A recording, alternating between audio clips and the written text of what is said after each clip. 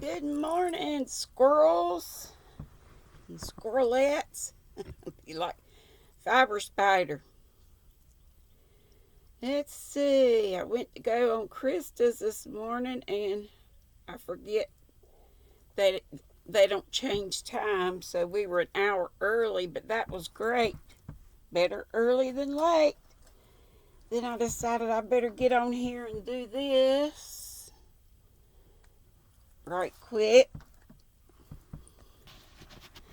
Okay, chapter 35. Elizabeth awoke the next morning to the same thoughts and meditations which at length closed her eyes. She could not yet recover from the surprise of what had happened. It was impossible to think of anything else, and totally indisposed for employment, she resolved, soon after breakfast, to indulge herself in air and exercise. She was proceeding directly to her favorite walk when the recollection of Mr. Darcy sometimes coming there stopped her, and instead of entering the park she turned up the lane which led farther from the turnpike road. The park paling was still the boundary on one side, and she soon passed one of the gates into the ground. After walking 2 or 3 times along that part of the lane, she was tempted by the pleasantness of the morning to stop at the gates and look into the park. The 5 weeks which she had now passed in Kent had made a great difference in the country, and every day was adding to the verdure of the early trees. And I guess that means greenness. She was on the point of continuing her walk when she caught a glimpse of a gentleman within the sort of grove which edged the park. He was moving that way, and fearful of its being Mr. Darcy, she was directly retreating, but the person who advanced was now near enough to see, and stepping forward with eagerness pronounced her name. She had turned away, but on hearing herself called, though in a voice which proved it to be Mr. Darcy, she moved again towards the gate. He had by that time reached it also, and holding out a letter which she instinctively took, said with a look of haughty composure, "I've been walking in the grove some time in hope of meeting you. Will you do me the honor of reading that letter?" And then, with a slight bow,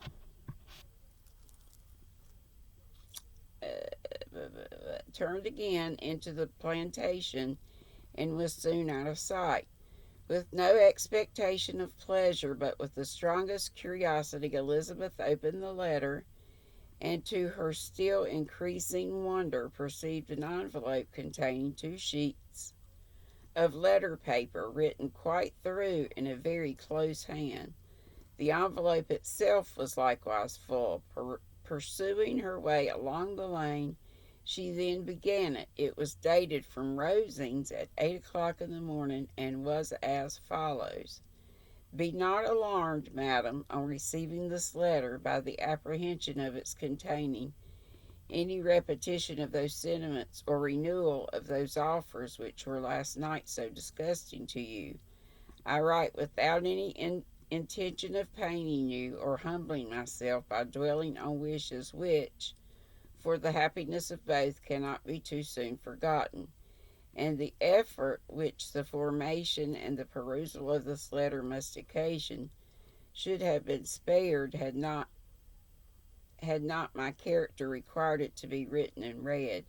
You must therefore pardon the freedom with which I demand your attention. Your feelings, I know, will bestow it unwillingly, but I demand it of your justice. 2 offences of a very different nature, and by no means of equal magnitude, you last night laid to my charge.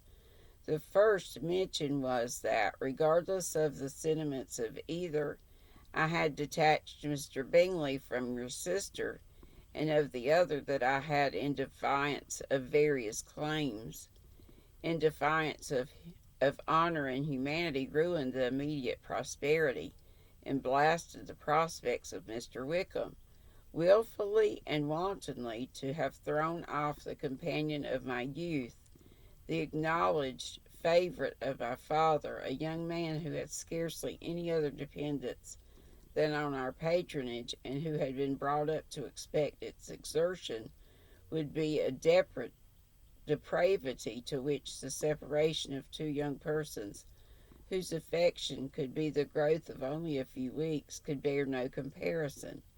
But from the severity of that blame which was last night so liberally bestowed respecting each circumstance, I shall hope to be in the future secured when the following account of my actions and their motives have been read.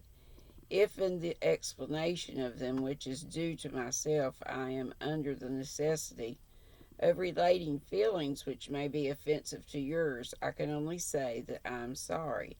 The necessity must be obeyed, and further apology would be absurd. Time to wet the whistle. Oh my goodness, I put it so far away.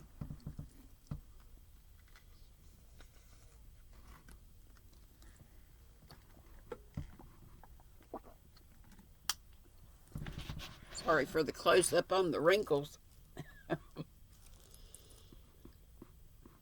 Would be absurd. I had not been long in Hertfordshire before I saw, in common with others, that Bingley preferred your elder sister to any other young woman in the country.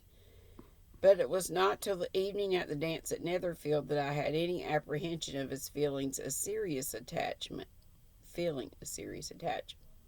had often seen him in love before. At that ball I had the honour of dancing with you, I was first made acquainted by Sir William Lucas's accidental information that Bingley's attentions to your sister had given rise to a general expectation of their marriage.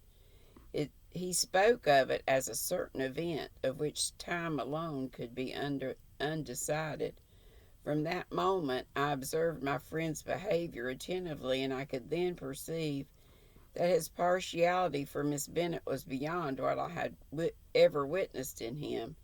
Your sister I also watched. Her look and manners were open, cheerful, and engaging as ever, but without any symptom of peculiar regard, and I remained convinced from the evening's scrutiny that though she received his attentions with pleasure, she did not invite them by any participation of sentiment.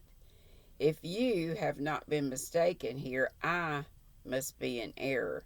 Your superior knowledge of your sister must make the latter probable. If it be so, if I have been misled by such error to inflict pain on her, your resentment has not been unreasonable. But I shall not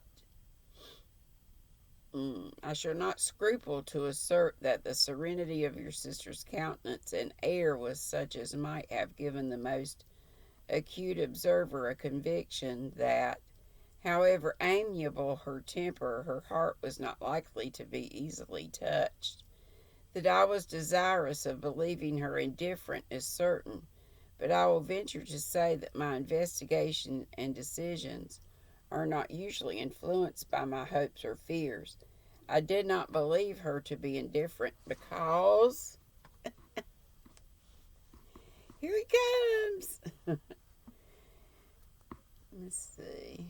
Didn't believe because I wished it. I believed it on impartial conviction, as truly as I wished it in reason. My objections to the marriage were not merely those which I last night acknowledged to have the utmost force of passion to put aside.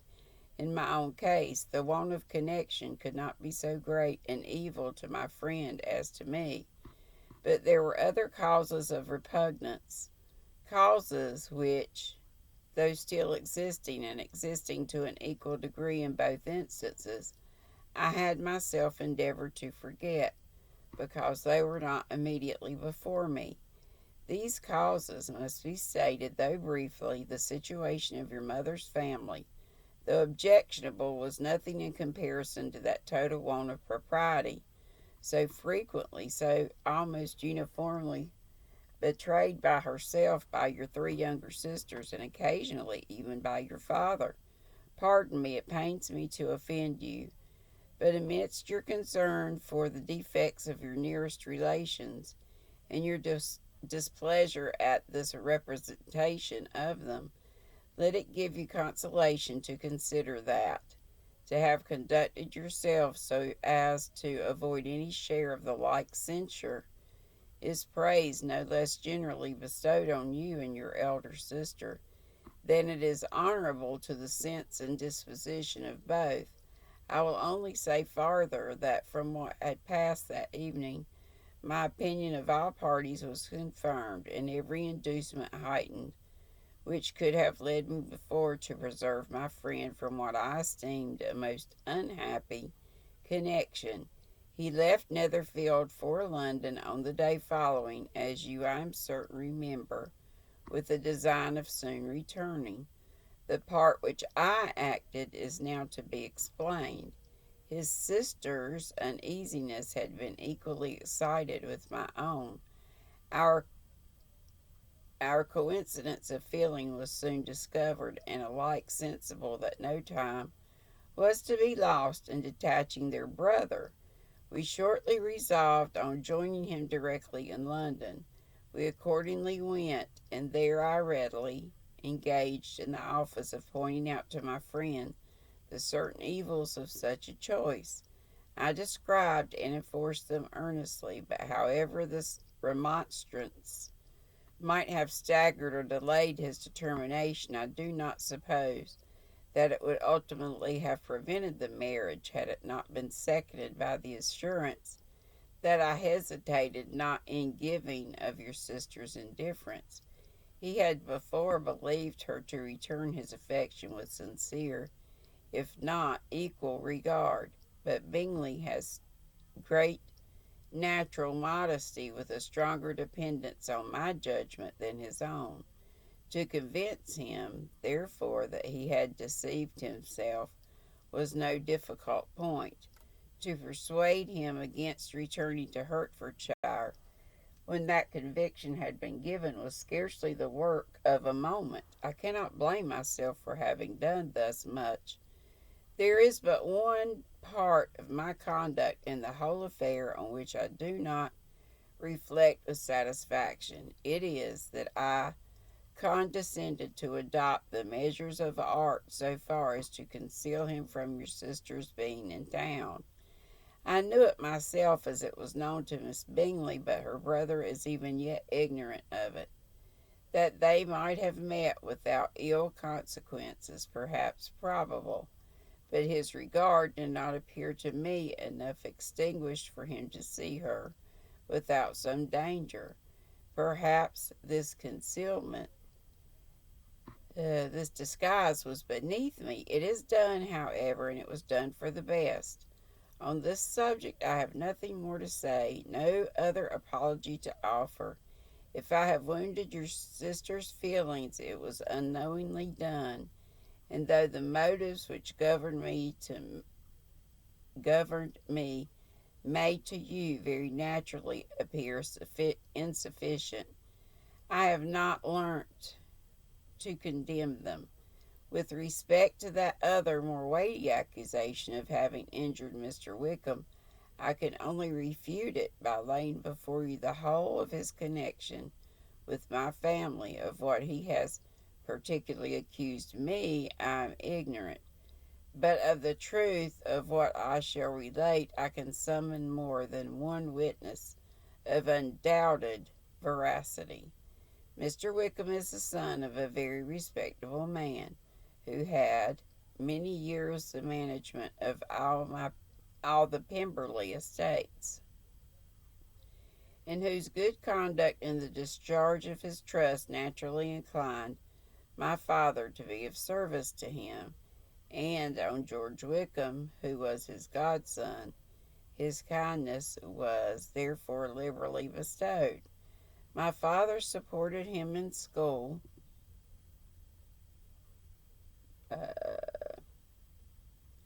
and afterwards at Cambridge, most important assistance, as his own father, always poor from the extravagance of his wife, would have been unable to give him a gentleman's education.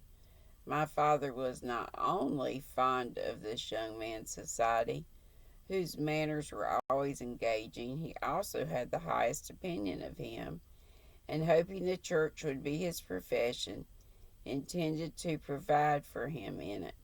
As for myself, it is many, many years since I first began to think of him in a very different manner. The vicious propensities, the want of principle which he was careful to guard from the knowledge of his best friend, could not escape the observation of a young man of nearly the same age with myself, and who had opportunities of seeing him in unguarded moments, which Mr. Darcy should not have. Here again I shall give you pain, to what degree you can only tell, but whatever may be the sentiments which Mr. Wickham has created, a suspicion of their nature shall not prevent me from unfolding his real character. It adds even another motive. Almost time for Krista to come on. My excellent father died about 5 years ago, and his attachment to Mr. Wickham was to the last so steady that in his will he particularly recommended it to me to promote his advancement in the best manner which his profession might allow, and if he took orders, desired that a valuable family living might be his as soon as it became vacant. There was also a legacy of £1,000. His own father did not long survive mine, and within half a year from these events, Mr. Wickham wrote to inform me that, having finally resolved against taking orders, he hoped I should not think it unreasonable for him to expect some sort of immediate pecuniary, I'm not sure, advantage. Let me see if I can look that up.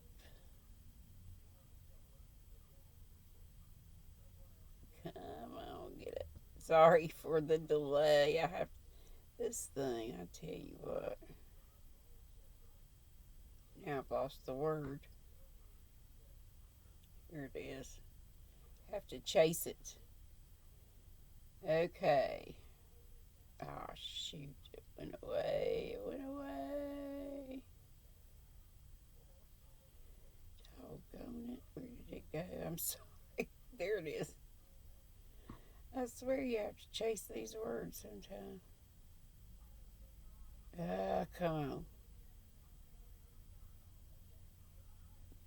Had the definition, and then I moved the page so I could read it, and it went away. Up here, not there, but here. There we go. Hang on. Pecuniary, I believe. It says of, relating to, or consisting of money, which makes sense there. Pecuniary. Oh, sorry about that. Advantage in lieu of the preferment by which he could not be benefited. He had some intention, he added, of studying law, and I must be aware that the interest of £1,000 would be a very insufficient support therein. I rather wished than believed him to be sincere, but at any rate was perfectly ready to accede to his proposal. And guys, I might be proposal, right here. I'm probably maybe close to the end, but it is almost time for the secret yarnery. And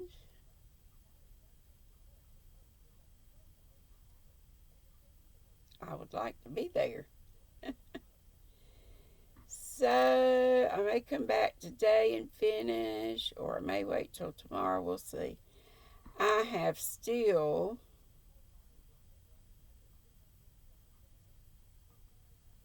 trying to bookmark this. Y'all know, I told y'all, maybe you'll remember that I tried to do Crystal's pattern and it turned out really big for the hat, blue hat. Not her. I'm sure I miscounted. I didn't keep a good count of the number of stitches per row and all that stuff. So I'm hoping to get that done today. I would love to have it done by the time I come on live, or at least be close. We'll see, because I keep falling asleep. Y'all know. Mwah. Love to you all. I'm just going to put you up here so you can see. Be sweet, don't be ugly. And I hope to see you today live at 5 Eastern. Love you much. Mwah. Bye-bye.